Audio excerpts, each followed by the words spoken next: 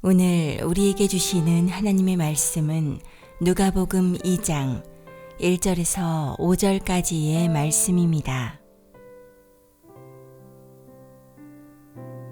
그때에 가이사 아구스토가 영을 내려 천하로 다 호적하라 하였으니 이 호적은 구레뉴가 수리아 총독이 되었을 때에 처음 한 것이라. 모든 사람이 호적하러 각각 고향으로 돌아가매 요셉도 다윗의 집 족속이므로 갈릴리 나사렛 동네에서 유대를 향하여 베들레헴이라 하는 다윗의 동네로 그 약혼한 마리아와 함께 호적하러 올라가니 마리아가 이미 잉태하였더라. 아멘. 아멘. 그래도 메리 크리스마스 해야죠. 우리 옆에 분과 세 분씩죠. 우리 메리 크리스마스 인사할까요? 메리 크리스마스. 할렐루야. 메리 크리스마스. 메리 크리스마스. 4층에도 메리 크리스마스. 여러분, 한 사건을 가지고 다르게 해석해 보신 적이 있으세요? 이건데 라고 했는데 가만히 생각을 해보니까 이거였네. 다시 해석해 보신 적이 있으세요? 오늘 마리아와 요셉이 베들레헴을 향해 가는 모습을 보고 사람들의 해석과 아마 마리아와 요셉 본인들의 해석이 다르지 않았을까, 이런 생각을 해보면서 같이 본문 들어가 볼게요. 같이 읽습니다. 누가 명령한 길인지를 알아야 합니다. 어떤 사람이 누가 명령했길래 마리아와 요셉이 이 만삭의 몸으로 베들레헴을 향해서 가고 있는가? 쉬어가요. 남편을 붙잡았을 거예요. 그 만삭 때 몇 분이나 걸으세요? 걷는다면 얼마나 걸으실 수 있어요? 예? 만삭이었던 분 좀 말씀 좀 해주세요. 글쎄요, 몇 분 못 걸어요. 걷다가 지치고 또 쉬어야 되고 또 조심스럽죠, 그죠? 아이들 위해서라도. 나사렛에서 베들레헴까지는 약 145km, 이게 직선 거리예요. 이게 도로가 잘 나지 않았겠죠. 꾸불꾸불하고 산을 넘고 골짜기를 또 구덩이를 광야를 145km 세종에서 서울까지의 이제 거리거든요.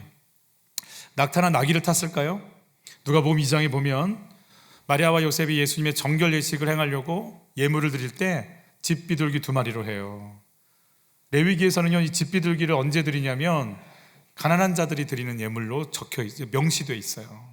그러면 마리아와 요셉은 돈이 없는 사람들이에요. 여러분, 낙타와 나귀는 고급 승용차 같은 거거든요. 아주 이들에게 그런 게 있을 일이 없어요.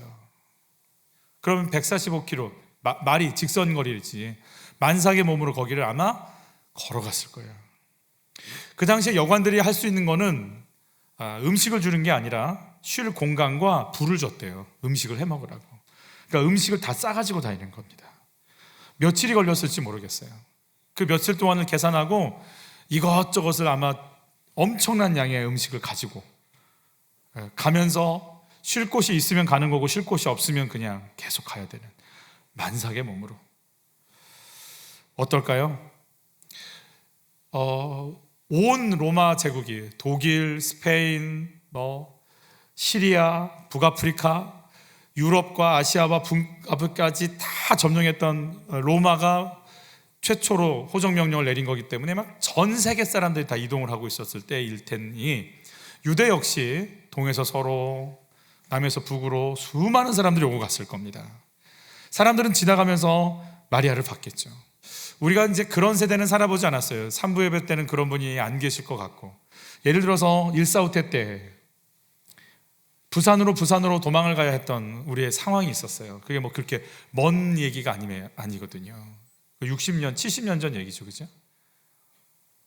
그 당시에 만약에 바삐 걸어도 살까 말까한 세상 속에서 간다고 가지만 만삭이 된 여자가 이렇게 피난길을 떠난다고 할 때 그걸 지켜보고 있는 우리는 어떤 마음이 들까요? 무슨 얘기할 것 같아요? 아유, 지지리도 복도 없지, 하필이면 이럴 때 만삭이 되고 이럴 때 도망을 가냐, 아이고 참, 아이고 저 집도 참, 아이고 이러면서 가지 않게, 일단 자기 살기 바쁘니까 도와줄 수는 없어요. 여러분, 이 당시 세계는요, 피라미드 세계, 여러분 90% 이상이 하루 먹고 하루 사는 사람들이에요. 여러분, 호적을 하기 위해서 며칠을 걷고 오면 일은 못해요. 그러니까 자기 밥 먹기 바쁜 사람들이에요, 다. 도와줄 형편 안 됩니다. 쳐다보면서 무슨 생각 들었을까요? 아이고, 안 됐어. 어떻게 저런 몸으로 이 길을 간다는 거야. 아유, 하나님이 좀 돌봐주시면 좋겠네. 아유, 복이 없네. 복이 없어 정말. 아유, 참 어떻게 저렇게, 아유 세상에. 그러고 그냥 힐끗 쳐다보고 그냥 지나가는 거겠죠. 헐떡거리면서 자리에 또 앉고 헉헉거리면서 여보 잠깐 그러면서 막 애가 나올 것 같아 막 이러고 막 또 그냥 이렇게 막 통증이 왔다가 아팠다가 숨이 찼다가 힘들 때마다 주저앉을 때마다 그걸 보고 있는 사람들은 뭐라고 얘기를 했을까? 도대체 이 무리한 여행은 왜 진행이 되는 건가? 또는 오늘 본문에 나오듯이 가이사 아구스토가 호적하라 명을 내렸기 때문인데, 하필이면 그때인가? 로마는 식민지로 운영이 되는 나라죠. 그래서 식민지의 세금을 명확하게 거둘 수 있어야지 군대를 더 파송할 수 있고 힘을 얻을 수 있으니까, 그래서 아마 인구조사를 통해서 명확한 세금을 얻어내려고 하는 계산이 있었을 거라 생각이 들고요. 그래서 다윗의 집 사람 요셉도 다윗의 집에 가서 베들레헴에 가서 호적을 해야 되는 상황인 것 같아요. 호적을 내린 자 가이사 아구스토, 우리는 이 사람을 옥타비아누스라고 알고 있고, 이 사람부터 로마 최초의 황제라고 하는 직함을 받게 되죠. 원로원에서는 아우구스투스라고 하는 존귀한 자, 신성한 자라고 하는 호칭을 붙여줘요. 이 아우구스투스의 집권부터 200년간 로마는 어떠한 나라의 침범도 받지 않는 팍스 로마나를 이루어갑니다. 강력한 나라죠. 그래서 그를 신으로 숭배합니다. 그래서 살아있는 신이었습니다. 살아있는 신이 명령한 거예요. 호적하라. 누가 이 명령을 거부할 수 있겠어요? 마리아도 요셉도 이 고생을 하는 거는 살아있는 신 아우구스투스가 명했기 때문에 지금 가는 거죠. 정말 그럴까요? 여러분, 하필이면이라고 생각되는 사건과 상황이 있습니까? 하필이면 내가 그 사람 거기서 만나가지고, 하필이면 목사님 그때 서 계신데 만나갖고 내가 지금 이거 하고 있어, 이런. 할렐루야. 만삭의 몸으로 갈 수밖에 없는 베들레헴이 혹시 있으세요? 안 가고 싶은데 안 갈 수도 없고, 가긴 가는데 이건 아닌 것 같고, 이럴 수도 저럴 수도 없는 이 상황들. 호적 때문에 베들레헴 가는 여정 너무 쉽지 않습니다. 근데 마리아와 요셉도 쉽지 않았기, 당연히 쉽지 않았을 텐데, 다른 사람들처럼 복도 없는 사람, 하필이면 이런 상황이 펼쳐져서 저렇게 고생을 하나라고 생각을 했을까요? 마리아와 요셉은 좀 달랐을 것 같습니다. 왜죠? 이게 로마 황제의 명이 아니라 하나님이 정하신 길이라고 생각하는 하나님의 조명을 받고 있기 때문에 그래요. 우리 한번 같이 읽어볼까요? 그러나 너 베들레헴 에브라다야, 너는 유다의 여러 족속 가운데서 작은 족속이지만 이스라엘을 다스릴 자가 내게로 나올 것이다. 그의 기원은 아득한 옛날 태초에까지 거슬러 올라간다. 무슨 말이에요? 베들레헴에서 누가 난다라고? 다스리는 왕이 나올 텐데 그건 언제부터라고요? 태초부터라는 거예요. 처음부터 베들레헴에서 내가 내 왕을, 너희를 다스릴 왕을 보내겠다라고 시작했다라는 거예요. 로마 황제의 명 때문에 왕을 품은 마리아가 베들레헴에 가는 게 아니라 베들레헴에 가서 오실 왕을 낳아야 되는 하나님의 언약이 이루어져야 되기 때문에 간다라는 거예요. 로마라는 나라가 지금 이 미가서의 700년 전 예언인데, 하나님은 로마라고 하는 나라가 이 땅에 생기기도 전에 베들레헴에서 내가 너희를 다스릴 왕을 보내겠다 라고 이미 예언을, 계획을 가지고 계셨기 때문에 간다라고 말씀해 주고 계세요. 로마의 아우구스투스가 아니라 하나님이 마리아와 요셉을 보내신 것. 황제의 명을 받고 움직이는 전 세계가 움직이고 있지만 사실은 하나님의 명을 받고 움직이고 있는 사람들. 그래서 로마의 황제 위에 누가 있는가? 하나님이 그 황제를 잡고 쓰고 있다는 것. 여러분, 이게 보이는 은혜가 있기를, 이게 깨달아지는 은혜가 있기를 축복하는 거예요. 사람들은 저 여자 안 됐다라고 고개 흔들었지만요, 마리아와 요셉의 마음속엔 어떤 마음이 있는지 우리 저번 주에 받았던 말씀, 그 말씀이 이들 속에 어떻게 어떤 말씀이 품어져 있을지 다시 한번 볼게요. 보라, 내가 잉태하여 아들을 낳으리니 그 이름을 예수라 하라. 그가 큰 자가 되고 지극히 높으신 이의 아들이라 일컬어질 것이요, 주 하나님께서 그 조상 다윗의 왕위를 그에게 주시리니 영원히 야곱의 집을 왕으로 다스리실 것이며 그 나라가 무궁하리라라는 언약을 받고 있는 거죠. 그래서 지금 마리아는요, 자기 뱃속에 지금 누구 품고 가고 있는 중이에요? 이스라엘 왕 품고 가고 있는 중이에요. 다윗의 왕으로 나올 그 메시아 품고 가는 중이에요. 그러면 내가 가다가 짐승을 만나든지 난산이 돼가지고 애가 어떻게 되든지 라는 생각을 가질 수도 있지만 이 아이는 죽어요, 살아요? 기필코 살아야 돼요. 통치권을 갖고 다스려야 될 아이니까. 이 아이는 그럴 운명이 있는 아이니까. 나는 그 운명의 아이를 품고 가는 하나님의 언약을 이루는 과정 속에 있을 뿐인 거예요. 힘드냐? 힘들어요. 춥냐? 추워요. 덥냐? 더워요. 외롭냐? 외로워요. 그런데 언약은 이루어지고 있어요. 그 언약이 나와 내 인생을 붙잡고 가고 있어요. 마리아는 그거 품고 이 길 가고 있는 거예요. 마리아를 향해서 엘리사벳이 뭐라고 했는가? 세례 요한의 어머니 사가랴의 아내였던 엘리사벳이 하는 말 같이 읽죠. 그대는 여자들 가운데서 복을 받았고 그대의 태중의 아이도 복을 받았습니다. 내 주님의 어머니께서 내게 오시다니 이것이 어찌 된 일입니까? 엘리사벳이 마리아보다 훨씬 나이 많습니다. 애를 낳을 수 없는 나이입니다. 여기는 지금 중학생 나이고 훨씬 어머니 뻘 되는 나이일 수 있어요. 근데 뭐라고 해요? 내 주님의 어머니라고 말하잖아요. 요셉의 마음속에는 어떤 마음이 품어졌을까? 자, 마리아는 본인이 지금 처녀로 잉태한 걸 아니까. 근데 요셉은 어떨까요? 요셉 같이 한번 마태복음으로 요셉을 만나주신 하나님 같이 보죠. 주의 사자가 현몽하여 이르되 다윗의 자손 요셉아 내 아내 마리아 데려오기를 무서워하지 말라. 그에게 잉태된 자는 성령으로 된 것이라. 아들을 낳으리니 이름을 예수라 하라. 이는 그가 자기 백성을 그들의 죄에서 구원할 자이심이라 하니라.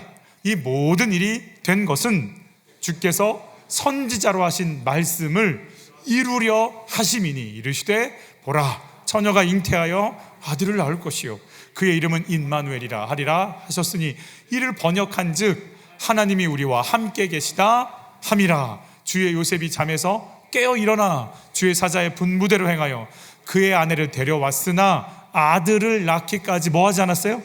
동침하지 아니하더니 낳음에 이름을 예수라 하니라. 지금 내가 이 길을 가고 있는 건 누구의 말을 이루는 거예요? 선지자의 말을 이루고 있는 중인 거예요. 우리가 가고 있는, 힘드냐고요? 또 물을까요? 힘들어요? 힘들어요. 추워요? 추워요. 더워요? 더워요. 목말라요? 목말라요. 배고파요? 배고파요. 근데 뭘 이뤄가고 있는 중이에요? 주의 말씀을 이루고 있는 중이에요. 아멘? 요셉이 동침치 않았대. 여러분, 결혼을 했는데 남자가 여자를 안 건드릴 수 있어요? 10개월간? 그랬대요. 왜요? 이 아이가 누구니까? 내 아이가 아니라 누구니까? 성령으로 낳을 왕이니까. 그럼 지금도 요셉의 의식 속에는 마리아의 뱃속에 누가 있는 게 정확해요? 태어날 왕이 있는 게 정확한 거예요. 지금 우리는 뭐 모시고 가는 중에 있어요? 왕을 모시고 가는 중에 있어요. 그들이 지금 가는 길이 하나님이 정해놓으신 하나님의 역사가 열리는 왕이 이 땅 가운데 오는 불쌍하네 이게 아니고 이들이 가는 길을 통해 예수가 나오는 역사가 진행될 거예요. 이들이 가는 순간 사단의 머리를 밟을 왕이 나오실 거예요. 대적의 성문을 취하는 왕이 나오실 거예요. 온 인류가 사는 길이 열리는 생명의 길을 열어버리시는 생명의 왕이 이 땅 가운데 오시는 길을 이들이 지금 열고 있는 상황인 거예요. 여러분, 사건이 다시 재해석되게 하시는 하나님을 경험하시기를 바라는 거예요. 이 사건 죽을 사건이 아니에요. 우리 아이가 힘든 사건이 아니에요. 우리 아이가 이제 예수 만날 사건인 거예요. 이 사건 때문에 우리 집이 망한 사건이 아니라 이제 우리 집이 거룩해지고 욕망을 벗고 욕심을 벗고 더러운 것 벗고 거룩하신 하나님 앞에 엎드릴 하나님의 가정으로 다시 설 시간인 거예요. 여러분, 우리에게 다시 해석할 수 있는 은혜가 있기를 바라는 거예요. 헨리 로즈비어라고 하는 영국 명문가에 태어났던 선교사, 의료 선교사로 콩고에 가서 사역을 합니다. 사역 도중에 반란이 일어나고 콩고 반란군들은 콩고인 25만 명을 죽입니다. 그리고 거기 있는 개신교 또 가톨릭 선교사들을 죽이고 잡아가두죠. 그가 콩고 밀림에 있는 감옥에 한 평도 채 되지 않은 더러운 감옥에 갇혀 있을 때 동료들은 저쪽에서 죽어갑니다. 여자기 때문에 살려뒀어요. 왠지 아시겠죠? 욕 보이려고. 5개월 동안 죽음의 공포와 싸웁니다. 그 죽음의 공포 속에 덜덜 떨고 있을 때 하나님을 향한 서운함이 밀려옵니다. 그리고 주의 말씀, 음성이 들립니다. 헬렌, 너 나한테 감사할 수 있겠니? 바로 그가 이렇게 얘기했다고 그래요. 아니요, 감사할 수 없어요. 입장을 좀 바꿔 생각 좀 해보세요. 내가 하나님이 기뻐하는 일 하려고 이곳까지 와서 복음 전했는데 제 동료들은 순교했고 저는 여성으로서 씻을 수 없는 수치를 당했고, 하나님 같으면 감사하겠어요? 저 감사할 수 없어요. 그 말을 하는데 주님이 다시 음성을 들려주십니다. 그럼 헬렌, 내가 너를 믿고 있다는 것에 대해 감사할 수 있겠니? 자기는 지금까지 내가 하나님을 믿는다고 생각했는데 하나님도 나를 믿고 계신대. 너무 놀라웠어요. 여러분 그거 아세요? 하나님이 여러분 믿고 계신 거, 기대하고 계신 거 아세요? 콩고에 와서 그녀가 수없는 고통과에도 불구하고 끝까지 그 자리를 지켜 그 자리에 있는 것 자체, 주의 사명을 감당하고 있는 것 자체를 그렇게 너는 할 수 있어 라고 믿어주고 계시다니, 그 순간 헬렌이 이런 고백을 하기 시작합니다. 하나님, 저를 믿어주셔서 감사합니다. 내가 버려지고 찢기고 밟히는 사건이 왔지만 나를 여기 두셨으니 주님 여기 보내신 주의 뜻, 주의 사명 잘 감당하겠습니다. 다른 부대가 와서 그들을 몰아내고 5개월 만에 구출을 받죠. 그리고 영국에 다시 돌아가죠. 그리고 1년 3개월 후에 다시 콩고로 돌아와서 20년간의 사역을 마치고 콩고 의료계를 변화시키고 마지막 삶을 다합니다. 콩고는 나에게 있어서 가장 더럽고 가야 되지 않아야 될 땅이고, 하필이면 내가 거길 잘못 선택해서 이런 일을 당했다고 생각할 수밖에 없는 그녀에게 나는 지금 하나님의 역사를 이루고 있고 내가 힘들고 괴로웠을 뿐이지 육체가 하나님의 역사는 이 땅 가운데서 펼쳐지고 있었음을 그가 인정하고 가는 거 아니겠어요? 저는 김학중 목사님이 쓰셨던 책 읽으면서 참 도전을 많이 받은 적이 있어요. 김학중 목사님이 처음에 교회 개척을 했을 때 반지하에서 교회 개척을 한 걸로 제가 기억이 나는데 사모님하고 둘이 이제 예배를 드리는 거죠. 사모님이 반주하면 설교할 때는 사모님이 이게 다시 와서 앉는 거예요. 그래서 이렇게 설교를 하고 있는데 그렇게 이제 몇 주가 지났어요. 개척하고. 그런데 사모님이 그날따라 배가 아픈 거예요. 반주를 하고 앉아야 되는데 사모님이 안 앉고 바로 화장실을 갔네. 어떻게 해야 돼 이제? 여러분 같으면 어떻게 하시겠어요? 설교를 해야 할 사람이 한 명 있었는데 그 사람이 안 보이는데, 그래서 하기도 그렇고 그러고 그냥 우물우물하고 강대상 뒤 커튼 뒤에 잠깐 기도 공간이 있어가지고 거기에 그냥 들어가서 기도라기보다도 그냥 누워서 한숨 푹 쉬면서 있다가 잠이 들어버렸어요. 잠을 들었는데 하나님 꿈에 나타나 주셨어요. 왜 예배 드리지 않았어? 아무도 없잖아요. 왜 아무도 없어? 그리고 눈이 열리는데 자기 예배당이 보이는데요, 벽돌처럼 이렇게 벽돌처럼 틈 하나 없이 천사들이 자기의 예배당에 꽉 차서 내가 너의 예배를 받고 있었는데, 내가 너의 예배를 얼마나 귀하게 받고 있는데 왜 이 예배를 멈추는 거야? 그리고 다시 일어났대. 그 주부터 다시 설교하는데 그분의 표현에 의하면 그래요. 꼭 3,000명이 있는 것처럼 설교했대. 한 명 앉혀놓고 막 침을, 우리 복음 전하러 나가야 된다고 막 사모님이 침 이렇게. 그의 고백이 그래요. 그 주부터 지금까지 단 한 번도 새 가족이 안 온 적이 없다. 여러분, 하나님이 우리 사건 속에 임하시는 순간 제일 초라하고 제일 불쌍하고 제일 심란하고 모든 걸 포기하고 싶고, 하필이면 나한테 이런 일이, 하필이면 나한테 이런 사건이, 하필이면 나한테 이런 사람이 왜? 라고 얘기하고 싶은 우리에게 모든 걸 새롭게 보게 하시는 재해석의 은혜로 성령께서 여러분 만나주시기를 축복합니다. 마리아와 요셉이 걸음을 통해서 예수님 결국 베들레헴에서 태어나시죠. 누가 이 일을 주관하고 계실까요? 우리 같이 한번 읽어볼까요? 이는 한 아기가 우리에게서 낳고 한 아들을 우리에게 주신 바 되었는데 그의 어깨에는 정사를 메었고 그의 이름은 기묘자라 모사라 전능하신 하나님이라 영존하시는 아버지라 평강의 왕이라 할 것임이라. 그 정사와 평강의 도함이 무궁하며 또 다윗의 왕자와 그의 나라에 군림하여 그 나라를 굳게 세우고 지금 이후로 영원히 정의와 공의로 보존하실 것이라. 만군의 여호와의 열심히 이를 이루시리라. 누가 이루신다고요? 여호와 열심히 이루신다는 거예요. 아멘. 하나님은 이루십니다. 같이 한번 읽어볼까요? 만군의 여호와께서 맹세하여 이르시되 내가 생각한 것이 반드시 되며 내가 경영한 것을 반드시 이루리라. 할렐루야. 또 한번 읽어볼까요? 하나님은 사람이 아니시니 거짓말을 하지 않으시고 인생이 아니시니 후회가 없으시도다. 어찌 그 말씀하신 바를 행하지 않으시며 하신 말씀을 실행하지 않으시랴. 아멘. 그분이 뜻을 정하고 갈고 그분이 이루신다고 말씀해 주세요.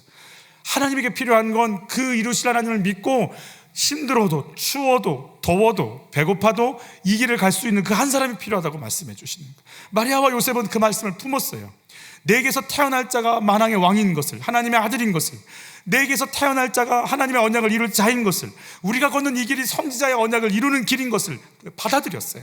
그러니까 이 길을 가는데 다른 해석을 할 수 있는 거예요. 힘들지만 힘들지 않는 거예요. 외롭지만 외롭지 않은 거예요. 여러분, 내 속에서 그 말씀이 여러분 속에 들어와서 여러분을 이끌고 가주시기를 예수 이름으로 축복하는 거예요. 내가 가는 길이 어떤 길이에요? 고난과 아픔, 상처, 어쩔 수 없는 길인가요? 나를 통해 하나님 일하고 계시는 길인가요? 여러분, 2023년 나는 어쩔 수 없이 이 길을 왔어요? 아니면 주의 말씀이 이루어지는 길을 걷고 계셨어요? 주님, 나를 통해 어떤 기대를 지금 하고 계실까요? 주님도 나를 신뢰하고 기다리신다는 것이 인정이 되세요? 여러분, 주님이 나를 통해 일하신다는 그 주님을 향한 믿음이 날로 날로 커져가시고 깊어지시기를 예수 이름으로 축복하는 거예요. 두 번째, 같이 읽죠. 다시 오시는 예수님을 맞이하는 길입니다. 마리아와 요셉은 옷이었지만 초림하시는 예수님을 기다리면서 맞이하러 자기 인생을 털어놓고 갔어요. 이제 우리는 어떤 길이 남았을까요? 예수님은 오셨어요. 그러나 예수님 뭐라고 하시는 줄 아세요? 요한계시록 22장 요한계시록의 마지막에 뭐라고 하세요? 보라, 내가 속히 오겠다 그러세요. 보라, 내가 속히 오리니 내가 진실로 속히 오리라. 누구를 통해? 나를 통해 올 거예요. 우리를 통해 오실 거예요. 이 땅에 종말이 올 거예요. 그리고 우리를 통해 매 순간마다 이 땅 가운데 예수님 왕으로 임하실 거예요. 우리를 통해 그거 이루기를 원하세요. 여러분, 예수님 오실 수 있는 통로가 되시기를, 내 삶을 통해 주님이 오시는 길을 여시겠다면 우리의 걸음이 어떨 것 같아요? 예수님이 오시는 길이래요. 마지막 날 내가 만날 분이 예수님이라면 나는 어떤 생각과 말을 하면서 이 길을 걸을까? 2024년 다시 오시는 예수님을 준비할 수 있을까요? 어떻게 해요? 말씀을 어떻게 품을 수 있을까요? 여러분, 말씀이 여러분 속에 들어가시기를 축복합니다. 이 말씀으로 나를 보고 재해석할 수 있는 은혜가 있기를 바랍니다. 제가 아는 한 목사님이, 제가 쇼킹했어요. 이분 목회를 듣고 살짝 충격을 받았어요. 주일날, 어버이 주일날 어버이 엄마 아빠를 섬길 수 있도록 다 보내시더라고요. 굉장히 큰 교회예요. 작은 교회가 아니에요. 그래서 시골에 계시고 몸이 아파서 데리고 교회에 나갈 수 없는 엄마 아빠에게 찾아가서요, 영접기도 하고 예배 같이 보면서 예수님 이제 영접하는 그 말씀을 듣고요, 실시간으로 예배를 드리더라고요. 그때 물론 코로나도 있었긴 상황이었긴 했지만 참, 그래서 되게 멋있다. 근데 주일 예배를 저렇게 파격적으로 드릴 수 있다니. 그리고 제가 살짝 충격을 먹었어요. 나도 그럴 수 있을까? 그런데 이번에 좋은 기회가 왔어요. 오늘 예배 드리고 저녁에 발표회 하고 내일 새벽에 예배 드리고 오후에는 우리 부모님께 찾아갔으면 좋겠어요. 아프신 분들께 찾아갔으면 좋겠어요. 찾아가서 함께 여러분과 함께 나눠드렸던 이 순서지. 한번 들어보세요. 받으셨어요? 안 받으시면 꼭 다시 받으셔요. 이거 보셨어요? 네, 다 받았어요. 네. 그대들은 왜 흑백이지? 칼라예요? 칼라구나. 시력이 안 좋아졌어요. 부모님께 제일 좋은 선물은 예수님 아니겠어요? 다른 선물이 좋겠어요? 영원한 생명을 나눌 수 있다면 얼마나 좋겠어요? 저는 두 번째,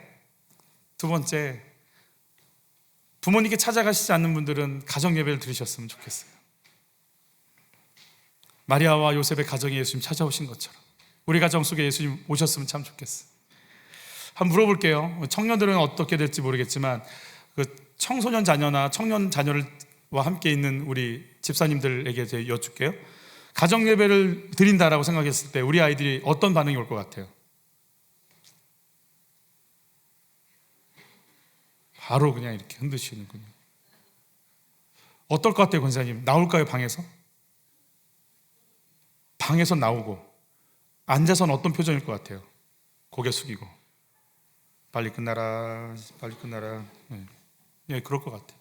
또 어떨 것 같아요? 여러분 또 예배 드리자 그러면 애들이 뭐라고 반응할 것 같아요? 우리 친구들이 어떨 것 같아요? 네? 표정이 벌써 안 좋아지는군요. 네, 그래요. 그럴 거예요. 노크를 하면 나와봐. 왜 나와가지고 예배드리게 뭐야? 아마 별별 반응을 다 할 것 같아요. 네, 전 그럴 것 같아요. 마치 베들레헴에 가서 예수님 모실 데 없는 여관처럼 예배드리게 그럼 문 안 열어줄 것 같아요. 예배하러 나와서도 아마 핸드폰 하고 있겠죠? 너도 한마디 해봐. 몰라. 아이씨. 아마 이러겠죠? 엄청 귀찮아, 엄청 불쾌하겠죠, 예수님을. 근데 놀랍게도요, 이게 우리 삶의 결론이에요. 죄송하지만 이게 현실이에요. 2000년 전 예수님 때만 그러지 않아요. 엄마 아빠의 신앙에 대해서 얘기할 때 엄마 아빠의 신앙 받아들일 아이가 있을까요? 우리 엄마 아빠가 기도해 주신대 어서 와 이럴까요, 애들이? 이게 현실이에요. 문 안 열어줄 거고요, 기분 나빠라 할 거고요, 밀어낼 거예요.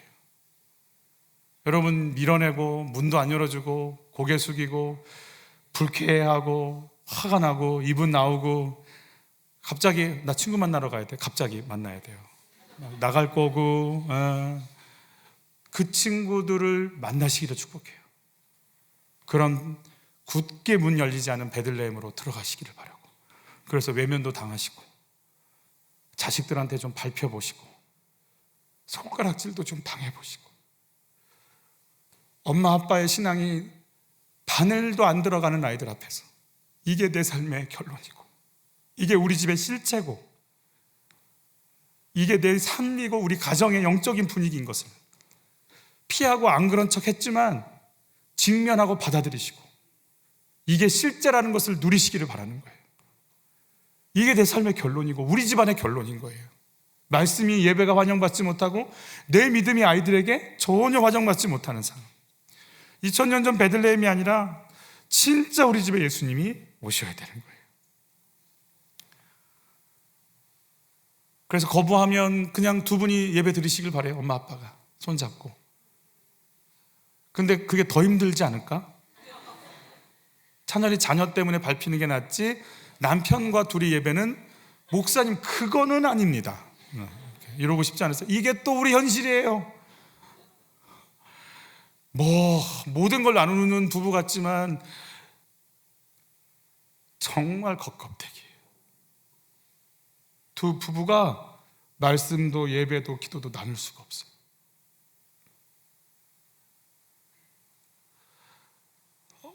지금 이렇게 신혼부부 같은 경우는 어떨 것 같아요? 지금 막 남편한테 우리 예배 드려야 된댔어. 예배 드리게. 그럼 남편은 지금 성탄절 보내려고 지금 맥주를 시컨 사가지고 놨는데 빨리 성탄절 예배 드리게. 그럼 남편이 뭐라고 하겠어요? 예배 오징어 닦고 이게 우리 현실이고 이게 우리 모습인 거예요. 이런 생각 좀 해봤어요. 상처와 아픔, 나 힘드니까 상처, 나는 이런 아픔, 이런 상처. 그래서 대부분 그 상처 속에 숨어 있어요. 내가 할 일 안 해요. 나는 막 이런 일을 당했고요, 막 이런 아픔이 있고요. 그래서 내가 주님 앞에 나가지 않아요. 그래서 내가 되게 이렇게 그 생명 살리는 일, 내가 복음에 결단하고 말씀 앞에 나가고 이런 거 숨어버려요. 그냥 나는 막 피해의식 덩어리예요. 나는 막 이렇게 아프고요, 난 이 상처, 난 몸도 아프고요, 난 너무 연약하고요, 막 이거 안 돼요, 막 이렇게 하는 거예요. 피해의식 속에 숨어서 절대 나를 드러내지 않아요. 그래서 저는 그게 좀 안타까운 거예요. 교회에 열심을 내요. 성탄절 얼마나 화려합니까? 벌써 찬양도 다르잖아요.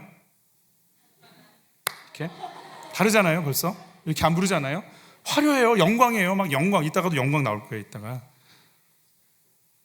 근데 집에서는요, 마구간이에요.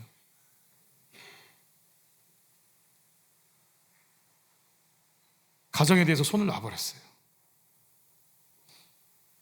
가장 아픈 시간이고 이제 우리 직면해야 돼요. 숨지 말게요. 우리 아이들이 거부하면 내버려 두세요. 남편이 안 들을 거예요. 소파에 앉아서 TV 볼 거예요. 또 그러면 그냥 혼자 식탁에 앉아서 이거 피고 하세요. 요셉과 마리아는 드디어 조용히 하라고 예루살렘에 도착했습니다.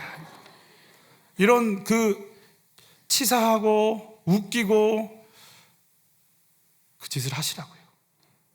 그래서 하나님의 예배 기름 부음이 나의 이 말도 안 되는 초라한 예배를 통해서 우리 가정 속에 들어올 수 있도록, 정말 냄새나는 마구간에 영광의 왕이 들어오셔서 이 세상에 생명의 문을 여신 것처럼 아무도 환영해 주지 않는 여러분 혼자 앉아서 거실에서 TV 보면 안방 침대에 앉아서 하세요. 혼자.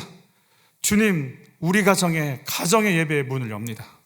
나 혼자 마구간 같은 데서 지금 시작하지만 하늘의 문을 열어주십시오. 이제 나를 통해 우리 가정이 영적 지진이 일어나게 하시고 하나님의 말씀이 막 이속으로 들어와서 우리 영혼육을 만질 수 있도록, 주님, 나는 이 길 가겠습니다. 아무도 인정 안 하고 뭐야 예배 드리면 됐지, 또 뭘 드린다고 그래, 수많은 말들을 들을지라도 나는 오늘 예배 드리겠습니다. 나는 오늘 이거 붙잡고 주님 앞에 엎드리겠습니다. 내가 마구간 같은 내 인생 속에 예수님 모시겠습니다. 이걸 시작으로 우리 집이 지진이 일어나게 해주십시오. 이걸 시작으로 하나님이 우리 가정에 임하는 걸 보게 도와주십시오. 엎드리는 은혜가 있기를 바라는 거예요. 여기서 나온 이렇게 뭐가 이렇게 많지 않아요. 질문 딱 3개밖에 없어요. 4개구나. 질문 4개지만 단답형도 아닌, 문제는 단답형이 아니죠. 엄청나게 고민하게 저는 이 질문을 통해서 여러분이 엄청나게 고민하시길 축복해요. 아멘. 이게 우리 교육부서에서 하는 예배거든요.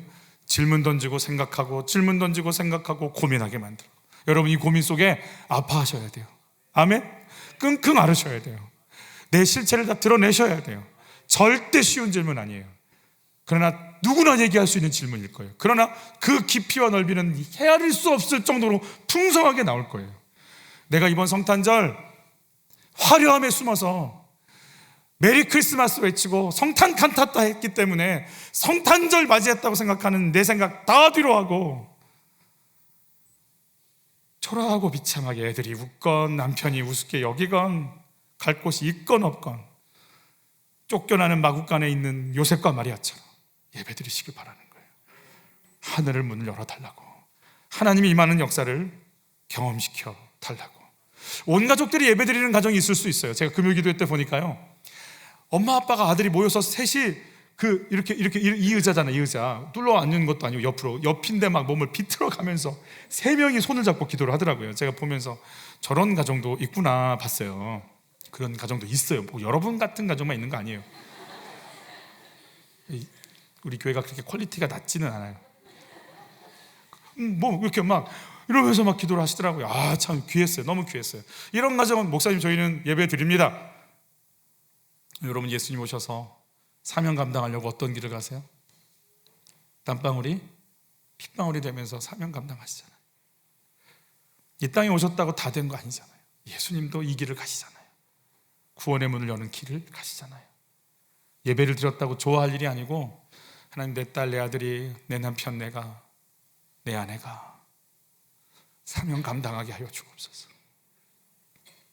주신 사명 잘 감당하다 주님 부르시면 수고했네, 그리고 갈 수 있도록 우리 이 길 갔으면 참 좋겠어요.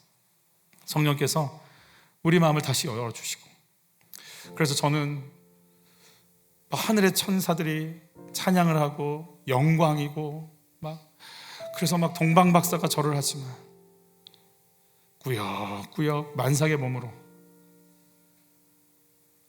며칠을 걸었는지 알 수 없는, 그러나 언약을 품고 베들레헴까지 왔지만 누구 하나 문 열어주지 않고 환영해 주지 않는 그 속에서 예수를 이 땅 가운데 보내는 통로로 그 냄새나는 곳에서 예수를 출산하는 마리아와 요셉의 가정처럼 요동함 없이 알아주지 않아도, 인정해 주지 않아도 여러분 이 자리를 지키시기를 바랍니다.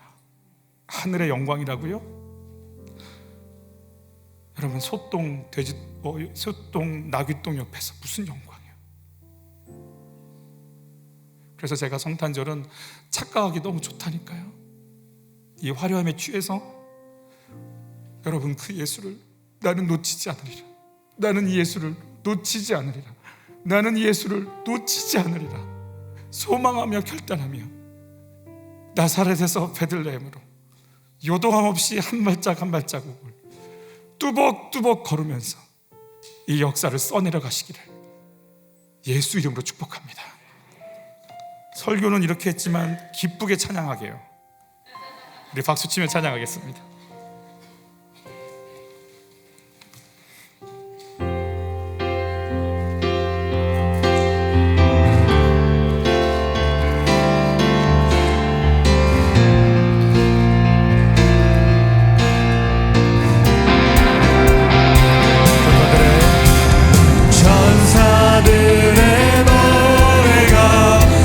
하늘에서 들리니 삶과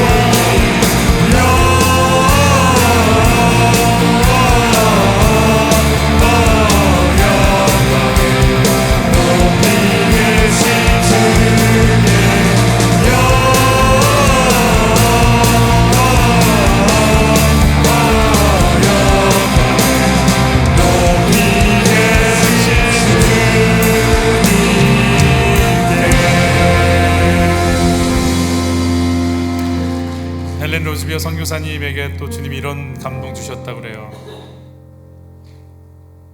너는 그런 일을 한 것에 대한 가치가 있다고 느끼느냐? 답을 못했대요. 예, 주님, 한참 후에 주님이 날 위해 죽으신 그 가치, 제가 무엇과 바꿀 수 있습니까? 나를 위해 죽고 부활하시고 살려내신 그 예수의 그 가치를 내가 무엇과 바꿀 수 있습니까? 당신은 가치가 있으십니다. 당신을 위해서 내 인생을 드려도 그럴 만한 가치가 있습니다. 내 인생을 다 드려도 주님은 그럴 만한 가치가 있으십니다. 여러분, 이 화려함과 영광의 성탄 속에 고요히 두벅두벅 끙끙대며 걷는 두 사람의 그림자가 오늘 우리를 평생 이끌어 가시기를 축복합니다. 다시 오실 예수님 맞이할 수 있도록 주님, 제가 이 길 가겠습니다. 우리 가정 안으로, 우리 아이들 속으로, 그 방 속으로 예수님 들어오실 수 있도록 주님, 나도 이 길 두벅두벅 걷겠습니다. 문 안 열어줘도,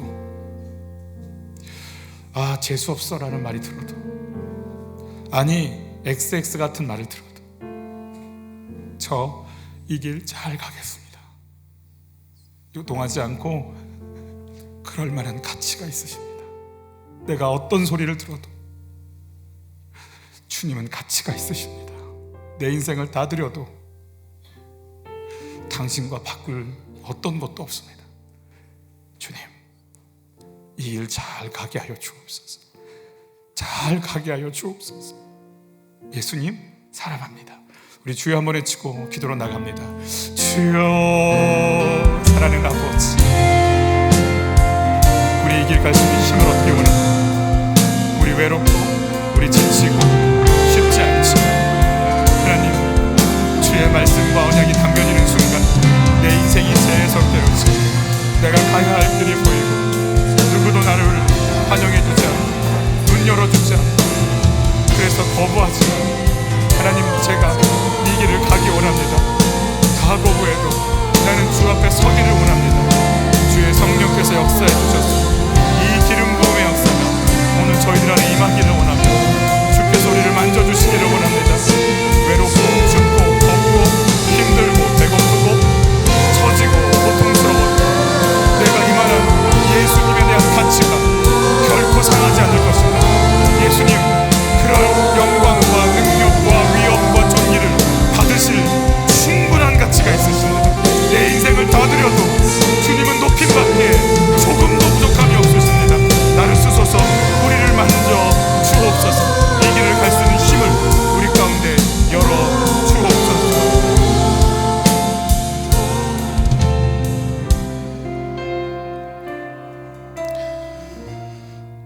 우리 한 가지만 제가 더 얘기할게요. 청년 공동체에게 한마디만 더 할게요. 만약에 목사님 저 자취하는데요, 원룸에 혼자 사는데요, 혼자 하세요.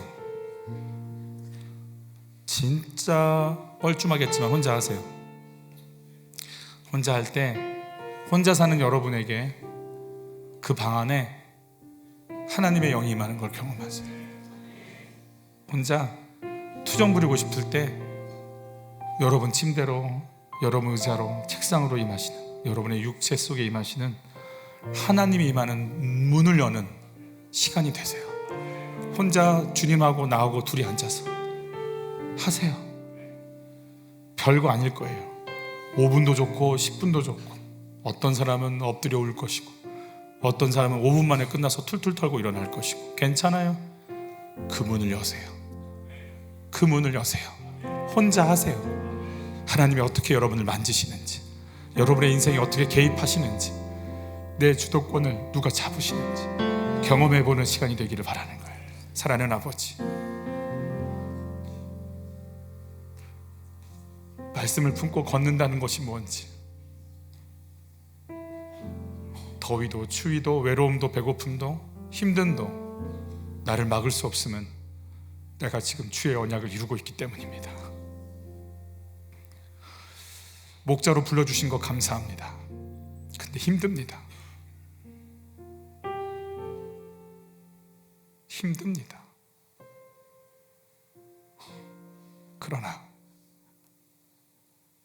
주님이 내 안에 계시기에 내가 지금 다른 게 아니라 말씀을 이루는 자리에 나를 내어놨기에 만삭의 몸으로 뒤뚱거리고 걸을 수가 없고 주저앉고를 반복하지만 부자연스럽고 쉽지 않고 모든 게 쉽지 않지만 이게 생명을 낳는 길이기에 우리 이 길 갑니다. 오 주여, 대한민국은 아이들이 사라져서 나라가 사라질 위기에 처했습니다. 하나님, 생명을 낳는 일을 교회가 멈췄기에 세상도 멈춰버린 것 같습니다. 용서하여 주옵시고 하나님, 예수가 낳는 생명이신 예수가 드러나는 일에 부자연스럽고 어색하고 힘들고 지쳐도 이 길 갈 수 있도록 도와주시옵소서. 이번 성탄 어떤 면에선 베들레헴의 문 닫힌 여관문을 두드리는 마음으로 가겠지만 그럴지라도 우리는 예수를 낳는 일에 그 한 점이 되어 마국간에서 시작되는 거룩한 예배가 우리 집에 있게 하여 주시옵소서. 내 자취방에 있기를 원하며 내 아이들 방에 문을 두드리는 예수의 그 음성이 아이들의 심령 속에 박히기를 원하고 우리 이제 시작하려고 하오니 우리 가정으로 나이 드신 부모님 속으로 주의 나라가 예수의 생명이 흘러가게 하여 주시옵소서. 귀한 예물을 드리오니 받아주시고 물질로 어려움 당하는 자 없게 하시고 주님이 먹이고 입히고 다스려 주시고 채우시는 역사들을 경험하고 누릴 수 있도록 도와주시옵소서.